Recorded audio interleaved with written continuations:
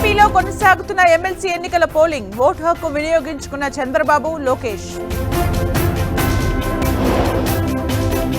కాసేపట్లో పోసానిని ఓబులవారిపల్లెకు తరలించనున్న పోలీసులు. రాత్రి వేళ అరెస్టు చేయాల్సిన అవసరం ఏముందన్న పోసాని సతీమణి. కస్టడీలోకి వల్లభనేని వంశీ. కీలక విషయాలపై ఆరా తీస్తున్న పోలీసులు.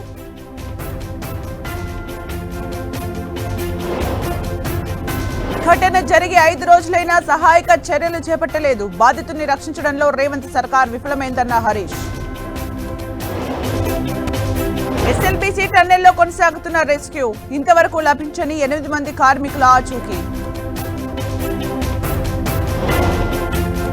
తెలంగాణలో అన్నదాతకు తప్పని యూరియా కష్టాలు. కోరుట్ల వ్యవసాయ కేంద్రం వద్ద రైతుల పడిగాపులు. ప్రైవేట్ ట్రావెల్ బస్సులపై ట్రాఫిక్. పోలీసుల కొరడా జరిమానాలు చెల్లించకుంటే సీజ్ చేస్తామని వార్నింగ్.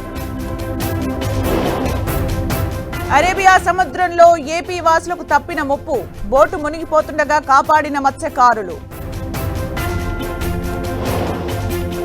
మహాకుంభ్ దేశ ఐక్యతను చాటింది. భక్తులకు అసౌకర్యం కలిగితే క్షమించాలన్న ప్రధాని మోదీ.